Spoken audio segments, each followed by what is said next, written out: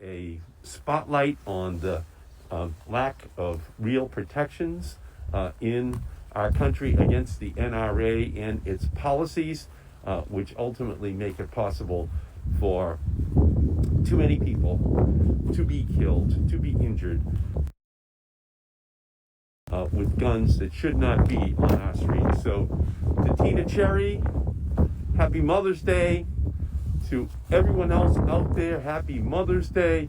Thank you for taking the time to stand up and walk for peace today.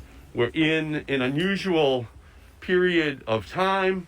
We aren't able to be together, but we show our solidarity by walking, by marching today for peace. And so I just want to congratulate Tina once again for all of her fabulous work. Nobody knows better than Tina the need for us to stand up and to fight. We need to get all of these illegal guns off of our streets. That's what causes a very high percentage of all of these crimes against people who otherwise would be alive. And so I can't thank Tina enough for all of her work and for everything that she does on an ongoing basis. In fact, this year, I had an opportunity to just select one person who would sit up in the gallery and listen to Donald Trump deliver his State of the Union address. That was back on February 4th. It seems like a long, long time ago. But I asked Tina if she would come down to Washington, and as Donald Trump was delivering his State of the Union address, to be someone who could be looking down from the gallery as a conscience, as someone who would be bearing witness to what happens when you have a president who has turned over our country's agenda to the NRA. And it was a very powerful thing for me as Tina was talking to members of the United States Senate, talking to Senator Murphy from Connecticut, talking to Senator Brown from Ohio, telling her story, telling them of the need for us to think of the victims and to think of the survivors, think of those family members who are left behind, and talking about what the consequences are of not having real gun safety laws in our country that can effectively protect each and every one of our citizens. So she left a powerful imprint on every one of the senators with whom she was able to talk. I introduced her to many of the senators personally so that she could tell the story of what she does and what all of you do to advance the cause of gun safety. So from my perspective, I see this as a needed day, a statement of our commitment to peace on the streets of Boston, peace on the streets of every community in our country. And the only way we're going to do it is if we take on the NRA, if we ensure that these guns, and most of the incidents that we have in Massachusetts are because of illegal guns that come in from other states.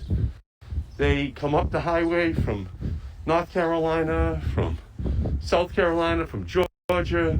They come down from the states that in New England don't have stronger gun laws. And so we have a responsibility to make sure that we become the model. And that's what Tina does. She provides us with a mechanism by which we can respond. And this Mother's Day Peace March is a perfect opportunity for us to do that.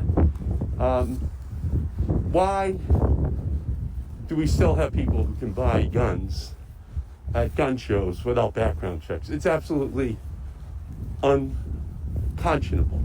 Why do we still live in a country where the gun manufacturers are immunized against lawsuits when their weapons, when what they manufacture is used to kill other people? Why do we have a world where it took 25 years before, just this past December, 4 months ago, when I was successful in adding $25 million to the federal budget so that we would do the research on the causes of gun violence in our society? All of these things were delayed because of the NRA. And our job has to be that we are going to ensure that we make NRA stand for not relevant anymore in American politics. That we stand up, that we fight, that we continue to work. And that's what this peace march is all about here today. It's about this incredible scourge of weapons that continues to plague our country, and it's a preventable scourge. So in the same way that we know that we have to fight against climate change by preventative actions, that we have to fight against the coronavirus with preventative actions, we have to do the same thing for gun violence in our society. And all I can say is that Tina is an inspiration to me, and this walk, this march is a part of the commitment that she has always made, that all of you have made to this effort. And on the floor of the United States Senate, I have and I will continue to fight to ensure that we protect all of those people who otherwise would be alive today. Tina and her family, they paid a terrible price. We have to make sure that other families are not put in that situation. That's what she is dedicated to.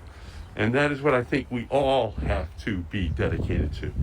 And this walk is, for me, just a further restatement of all of the pain that mothers have felt unnecessarily over the years because of the power of the NRA. And